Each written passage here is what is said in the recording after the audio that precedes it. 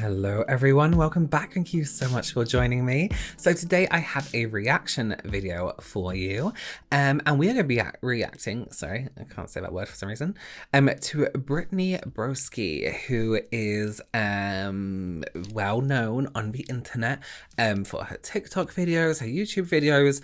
I'm familiar with her because she does the most perfect English accents.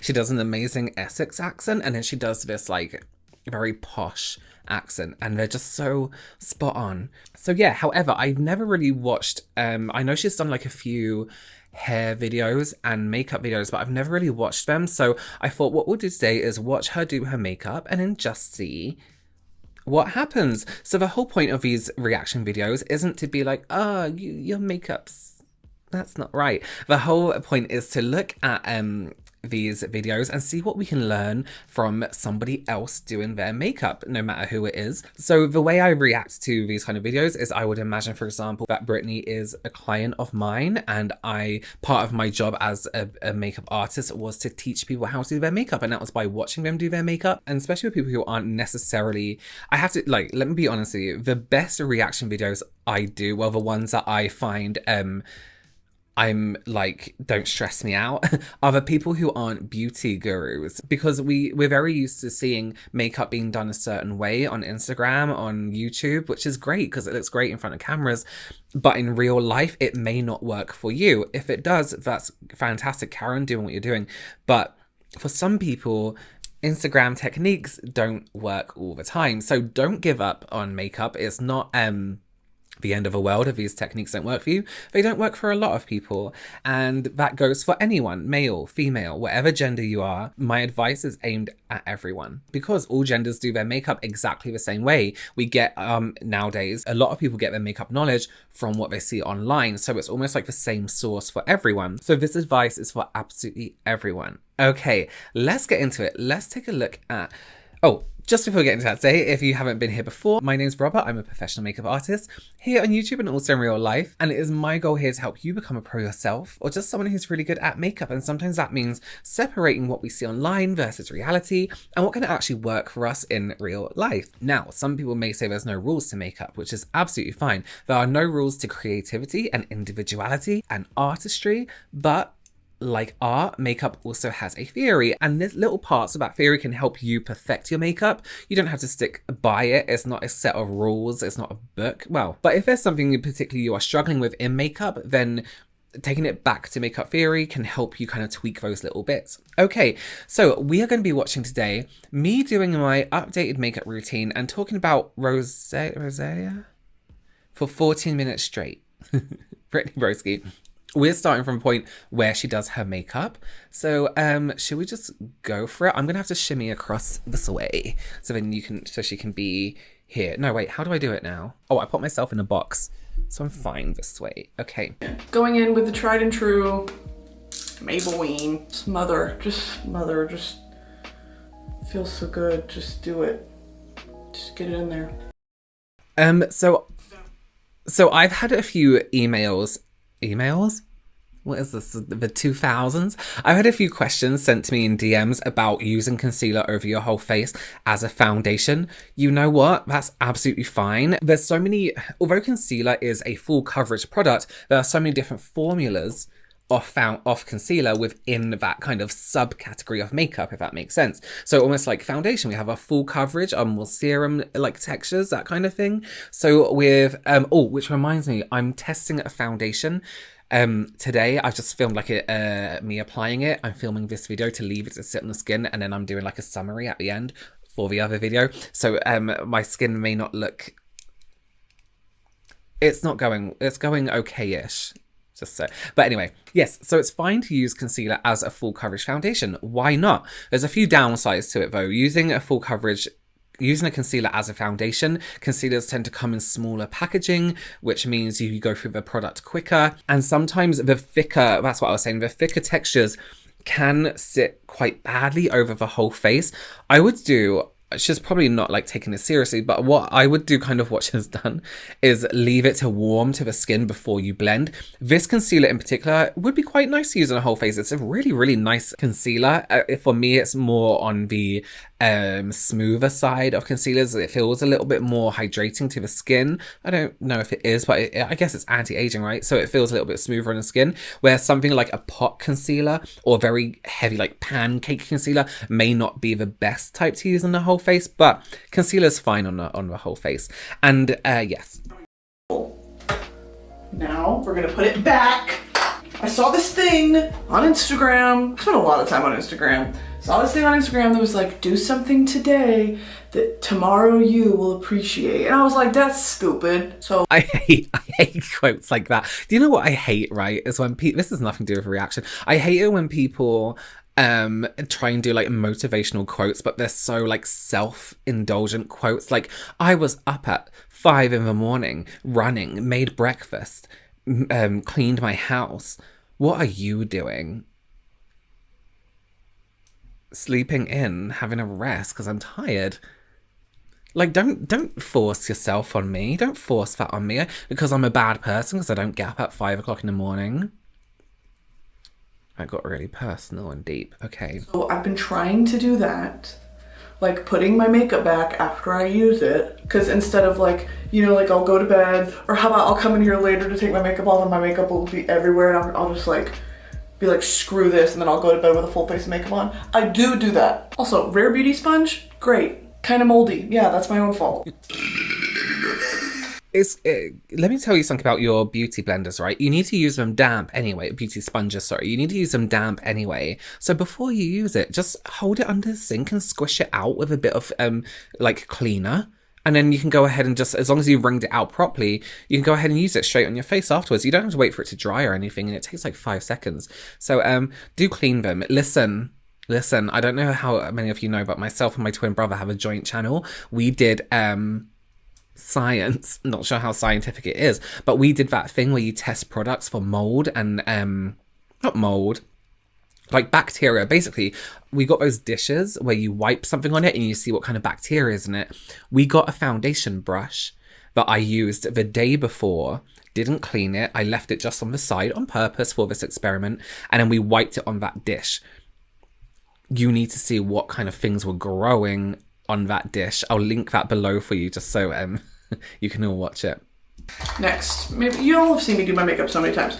So Maybelline. So that her concealer, she was using that concealer as a foundation. One thing I would do now is just go back in with that concealer to touch up areas that she may have missed when she was blending. So for example, I can see just on this area here, I would touch her up a little bit more on the cheeks, but she's going on with a powder now, so it may help to smooth that out also.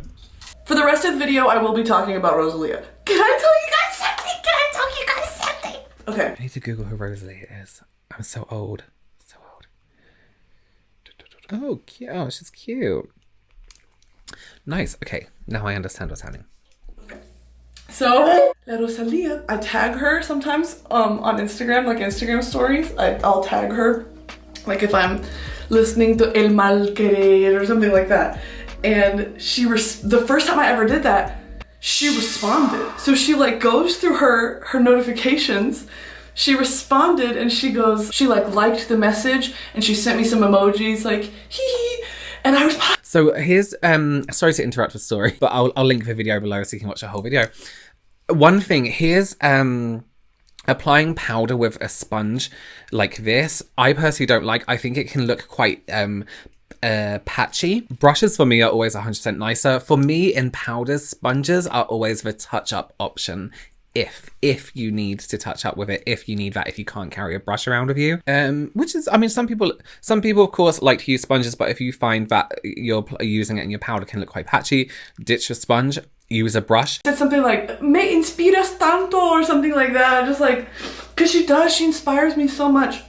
And she responded and she said, "No, tú más," and she sent the little like emojis with hearts, and I said, not Rosalia. That's my worst nightmare come true. Rosalia perceiving me. Rosalia, I don't exist. So, and I responded and I said, "I can't wait for you to tour again." And she said, "Soon, we'll see each other soon." What do you mean? What do you mean? Anyway, I'm sorry, am I boring you guys talking about La Rosalia? And then I do my Bella Hadid hot dog bun cheeks. Not about you, Trixie Mattel. I actually like this placement of bronzer. I think it's what she just used there, or contour. I quite like it being taken higher up. There was a video that I saw it was in one of my TikTok reaction videos where someone very clearly showed how they did their bronzer and blush placement and what a difference it makes from taking it up here to having it down here. Such a huge difference. It really pulls up the face.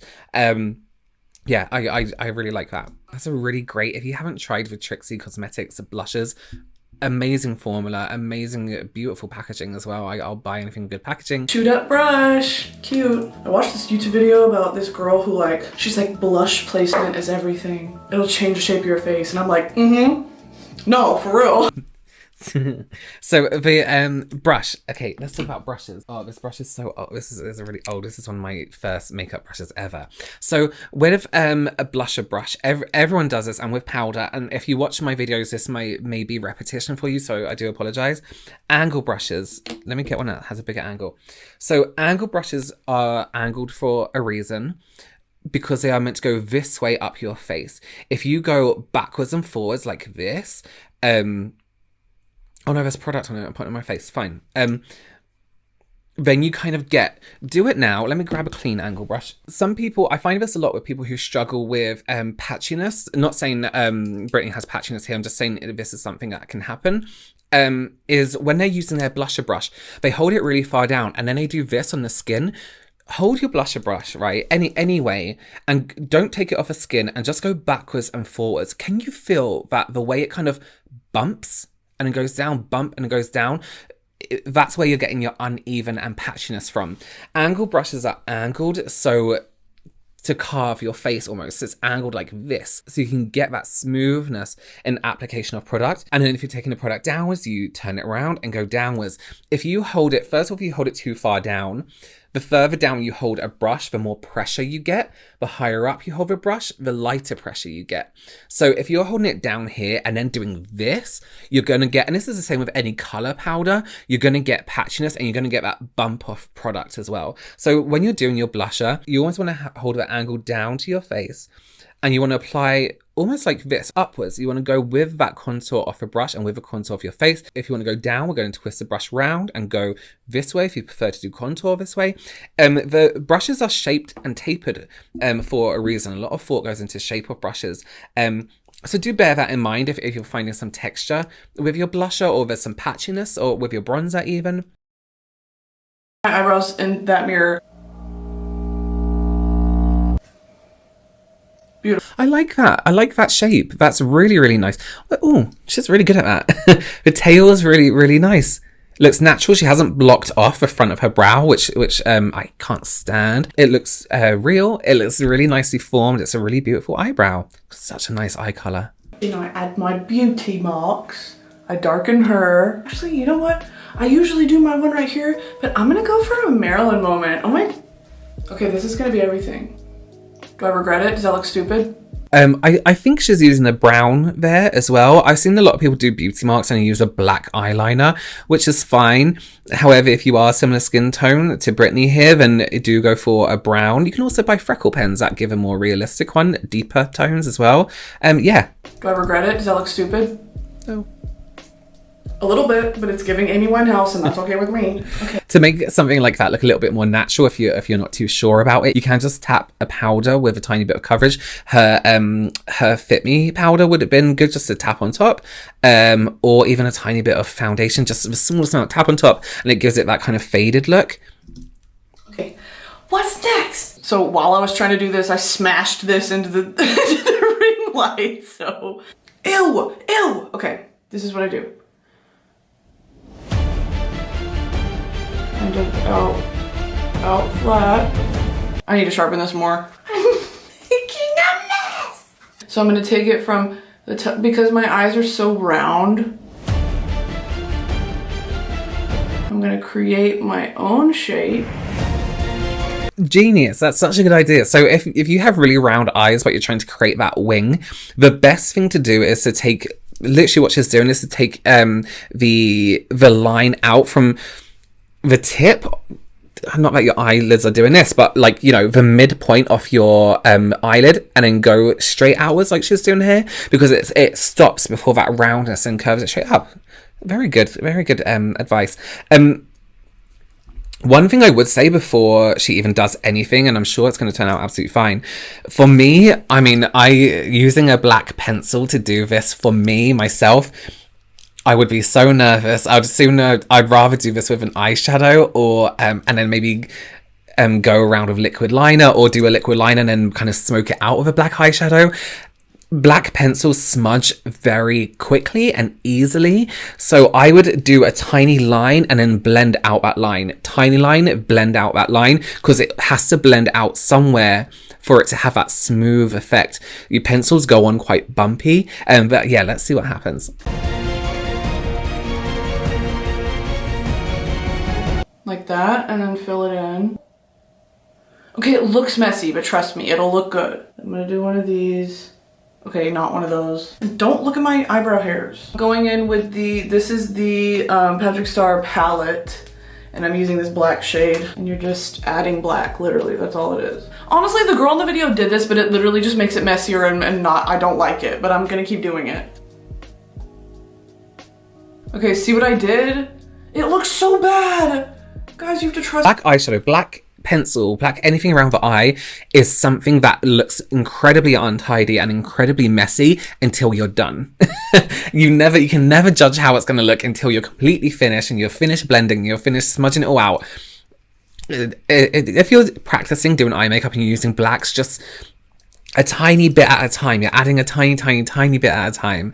I would have personally maybe smudged it a little bit before going in with the powder, because you may get some patchiness and texture. The eye pencil can sometimes act like an eyeshadow primer and grip to color more. But yeah. Just me, seriously, stop. I'm sweating like a hog. You know that phrase doesn't even make sense, sweating like a hog. Hogs can't sweat. That's why they flip around in the mud to cool off, you know? They can't even sweat. Like... Okay, I need to take a breath.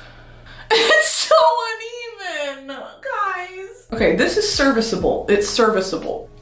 If you struggle with making your eyeshadow even, whether you're a makeup artist doing makeup on a client or whether you're doing it yourself, start with the eye that you struggle with the most, or the one that you always find you can't match up. I feel like we all start where we know we can do well. So start with the eye that you can't do as well, and then you can match the eye that you're better at with the eye that you can't do so well, because at least you know you can do the eye well and match the other side. Okay, that's as good as it's gonna get, because honestly, I'm like sick of this. Okay, this is the secret. Rare Beauty, Selena Gomez Rare Beauty. Only color I use, this blue. Take it and do one of these.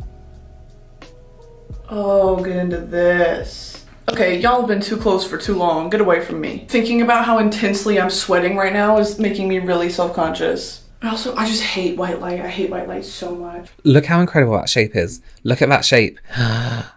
That's a really nice shape. You know what will give it that that smooth across shape when you're looking straight forward is to bat wing that eyeliner. So you almost want to go shoo, and then that doesn't help. Okay, so you see here on her eye, let me get my mouse on the screen so you can see. Here to here. And then when her eyes look down and open, we would scoop it down like this, and then that would go down here. So up here, scoop down, almost like a bat's wing. And that helps. This is a hooded eye trick as well. To make it look like it's going straight while you're looking straight forward, it can't be straight on the lids. It has to imitate straightness. You know what I mean. Next is mascara. Just do it, I don't know, just do it. Okay, so this is vaguely, yeah, just all over my nose, got it. So this should see, oh, she's kind of done it here. She's kind of done it here, but this just needs to come across and meet the crease. And then if it dipped down here, when her eyes are open, this point would be in line with this point. So then you'll get the image of a straight across liner. And one thing she did, she mentioned about correcting the curve in her eye. No, she didn't. She talked about giving that straight shape to a rounded eye. She's re-rounded her eye again by adding the black all the way around here. I would have stopped around here, or not even put. I know she's imitating a different look, but just I don't know, for knowledge, I would have done what she's done on top here and carried it down here, and maybe even she could have brought the black across, but then that's getting too much. What it looks like. I realize now I didn't describe anything that I was doing. I love makeup. It helps me with my, when I wake up and I want to pick a new identity, you know, like a video game character. Okay, next. This is something a lot of people don't realize, that makeup can mean a lot more to people than just having fun and experimenting and all this kind of stuff, which is incredible. Makeup for a lot of people is calming. It's good for mental health, and I get a lot of messages from people saying they feel left out of that. A big part of the way they dealt with mental health by doing their makeup and feeling amazing about themselves has been almost ruined in a way where they try to copy these techniques that they see online, baking, contouring really heavy, all this other stuff that may work well for some people, but when it doesn't work for you and you're like, what's wrong with my face? Why does it work for everyone but me? Why does it look so amazing on camera on these people, but it doesn't work for real life for me? You kind of feel left out of a makeup world a little bit, and almost like products aren't made for you. And I think that's where I like to separate the reality of makeup and what we see online. It's not to like bash people. It's not to badmouth people who do makeup this way. It's to help people also feel included in makeup in a way that's saying these techniques also don't work for some people in real life as well. The people that you may see doing it. Yes, it may look great on camera in front of all these lights with an expensive camera and an editing, like little things like that can really, may seem like trivial little things to us, really do change people's happiness and well-being. Okay, next is lashes, and I've been into this look. You can't see them. I don't know how to film videos. They're dimmies. Well, I cut them to be dimmies. They're by Boldface. They're called Gimme More. They kind of look like, okay, so just don't. Really me getting like increasingly more frustrated throughout the course of filming videos. It also has a lot to do with like how beautiful I feel. I don't think I did a good job of this just now, and so now my mood is affected. Can we just, okay, let's talk about this really quickly. That's exactly what I just was speaking about. Let's take a look at her eyeliner shape. This is an incredible shape. It's very detailed. It's very straight. The points are perfect. Don't beat yourself up. Here's the thing with makeup. We can look at ourselves and keep trying to perfect it and keep trying to be like, oh, it gets frustrating when we constantly look at something and don't see the change. We don't see progression in that one look we're doing. And you know when sometimes you do your makeup and you're like, oh, this looks shit, but your friend's like, no, it looks really good. And it's because we've sat there and we've looked at it for ages thinking, oh, this doesn't look very good. Like, it doesn't look very... This shape is amazing. This is an incredible shape done with an eyeliner pencil. This is an amazing shape. This is beautifully done. But you see how makeup can affect your mood so quickly. She's done an incredible job. It's sad she doesn't think so, because it's a really, really nice shape. Now my mood for the rest of the video is going to be affected because I feel ugly. My hair's not done, feeling greasy and sweaty and like big fat churro girl. You guys ever feel like big fat churro girl? And I just use Duo Lash Glue, the tried and true. And the key is, this is what I do. I take it and I place it a little above the lash. So this is another technique I get tagged in a lot. Is when they take the lash line slightly higher. This is actually a very old technique they used in like Hollywood films way back in the day. Is they would take the lash slightly higher, very slightly, not as dramatic as some people do it on like TikTok, for example, but it is a technique that was used, and it was to lift that outer corner of the eye to give a more desirable lifted effect. It does work. Just don't go crazy with it. Oh, get into that. That's her. That's the fantasy. Let me do the other one.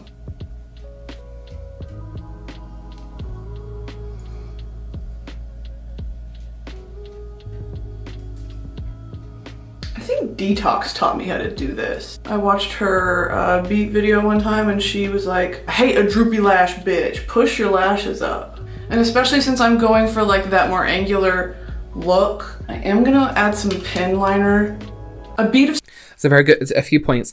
That's a very good point. If you're going for more, if you've worked so hard to get those, that shape, if your lash dips below that shape, you're immediately undoing that structure of that eye shape. So it would be a good idea to push them up and make sure you're getting a lash that doesn't dip so much. Maybe one that goes straight forward so you can kind of push it up a little bit more. Do make sure you're giving your natural lashes maybe one more coat of mascara after you put that lash on, and then squeeze them together so you don't get much of this. A bead of sweat just dripped down my stomach. That's how sweaty I am. I'm gonna go in here and do one of these. I'm just snatching the inner corners with a pen liner. A ver. Ooh. Now we're gonna do lips, and this is what I have been absolutely, I look good. Okay, this is what I've been absolutely obsessed with lately. It's this color combo. One thing I would say just very quickly, black pencil smudges very easy, so put down an eyeshadow primer if you're going to use a black pencil, because then it can travel and get quite smudgy. Okay, I fixed it and it's giving. I don't know what it's giving. It's giving Anna Nicole Smith. It's giving Playboy Bunny. I'm in Milan. Buongiorno. Milan Fashion Week. It's giving international superstar. It's giving international model. Modouad. All right. Oh, you can't tell me I don't look, oh, I look so good. Guys, stop it. I look so good. Thanks for watching. Oh, bitch. Okay, sorry. I love that. I think she looks absolutely incredible. That's such a, let me just say, the amount of times I shy away from doing black liner like that, I'm just like, no. No, too much trouble, too much effort. I'm nervous, I'm scared. No matter how long I've been doing makeup for, I still hold my breath when I do liquid liner on people. I still, as soon as someone says a black smoky eye, I'm like, do you not like beige?